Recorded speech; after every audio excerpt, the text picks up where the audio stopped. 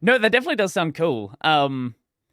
Yeah, all of that sounds like real, like really, like the furniture. Again, I'm looking at this from someone who is very combat focused, and I'm sure someone who's looking at it, like you were saying, from that like Animal Crossing sort of side would sort of be more maybe more focused on like design and stuff. But I'm just thinking, especially with being able to sort of combine things together, I'm sure that's going to be a fun bug nightmare and balancing nightmare because there's going to be combinations where you don't intend them to be as busted as you intend them to be.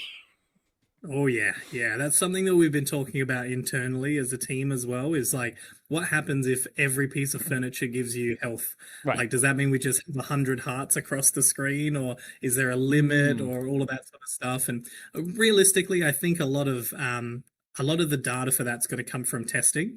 So my hope is that, when we give out the demo and people can play it, we can get a lot of feedback and some analytics on, do people really need a bunch of health? Are the dungeons too easy or too hard, and Mm. all that sort of stuff. And because I come from that design background and I'm more focused on kind of like the wider picture of the game, a lot of that data is really helpful for me to help educate, the team on like what direction we should go and why we should go in that direction. A lot of it comes into play when we think about like what kinds of enemies people want to fight and how long a dungeon should be, Mm. and what kinds of things should happen in the dungeon. Whether it's all combat or if there's some narrative stuff or some puzzle stuff. And so we're gonna try a bunch of different ideas on that and just see what everybody thinks. And if it comes out good, then awesome. That'd be great. Mm. So, what enemy types? I don't know how far exists in the game, but at least in the demo, what enemy type is going to be there? Because I know though in like the con demos that I played, there was like the basic ants. You had like the Yep. the spellcaster ants. There was the big heavy ants. I feel like at least from what I played, those are the ones that are sticking out of my mind. Yeah, so for the first area, which is the forest, it's called Lampshade Grove. Mm. So obviously we're going real into that furniture theme. So for Lampshade Grove, the main enemies that you'll find a small enemy which is called a Chompy, Mm. and he is kind of like a mosquito type enemy. Basically, he just runs after you and gives you a big chomp. Very small fodder enemy. You can smack him away, Mm. and that's super fun to do as well. Then you have the termite variants. Mm. So we Mm. have a Tersquire, who is kind of like a small guy with a sword, and he has a Mm. couple of attacks. And then we have a Ter Ranger, which is like a bow and arrow guy that shoots arrows at you from afar. And when you get close to him, he runs away and all that sort of stuff.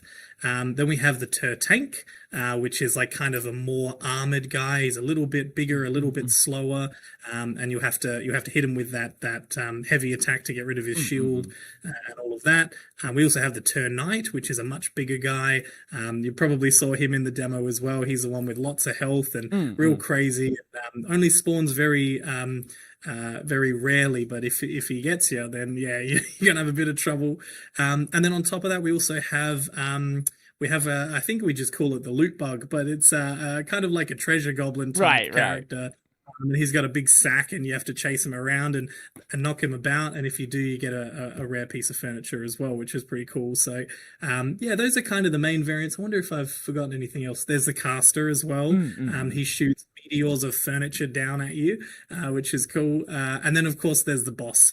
So you've got like the big couch troll that you'll fight at the end of the forest area. So yeah, that's the kind of main squad for that area. And then we have a couple more areas coming. We've got a desert and some other stuff as well, and there'll be variants of those. I think we're making like a moth character as well, Mm. that'll fly around and shoot mothballs at you, and those sorts of things. So yeah, there's more coming, but for now, in the forest, you'll probably see those kinds of guys around. Mm. Yeah. Mm. Yeah, I think one of the first things you're probably gonna work out with like larger play testing is any of those places where things kind of break in the dungeon. Because I remember in the demo, at the whatever the last one was, I remember someone managed to roll and clip on top of a rock. Oh yeah. Yeah, yeah, we've been playing around with physics a lot with that as well, because the engine has its own physics system, but we also kind of added our own on top of it. Mm, And that allows us to do things like, when you hit an enemy, it goes flying really far mm, backwards if you hit him mm. with a big attack and those sorts of things. It gives us a bit of knockback when we're attacking and all of that. But yeah, sometimes both of the systems don't interact with each other perfectly, and you end up like getting stuck in the same thing, and one goes on top and one goes on below, and I think that's just a part of game dev. At the end of the day, like there will be some kinks that need to get worked out. But I would encourage anyone that's playing the demo as well. Absolutely, send us a bug report. Let us know that that's happening, and that helps us kind of prioritize stuff in our massive list of tasks that we need to do as well. So I think for the most part, though, people are here to have fun. So if it's fun and it doesn't break everything, then I don't know if we need to fix it.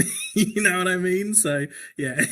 Well, if it puts you in a soft lock state, like sure, Oh like yeah, if you yeah. get It's stuck gonna on break the terrain, game. or there's like a required enemy that gets knocked into something and now you can't hit it.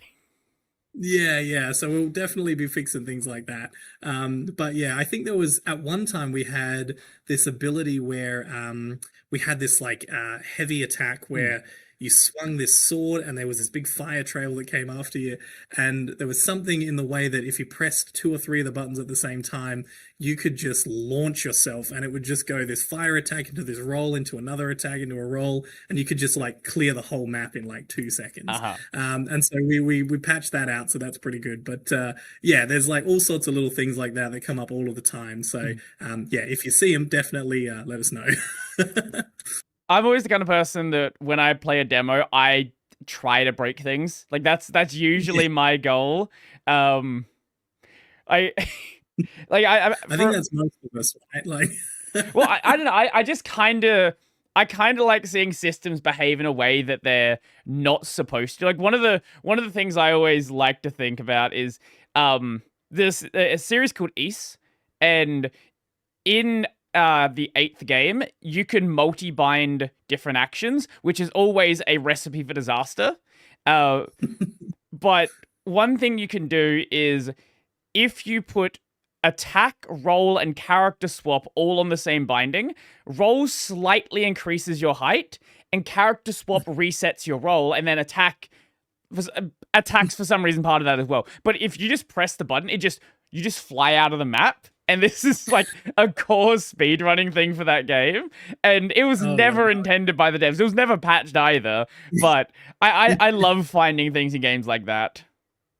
Yeah, oh man, it's so crazy. And I think the thing that I love the most is just like watching people play it as well and Mm. just seeing like, oh wow, I definitely never thought about doing that at all. I Mm. don't know how they got out of that part of the map and Mm. all those sorts of things. So yeah, with the demo, it's still gonna be really early days. So, expect that there will be problems and all Right. those sorts of things.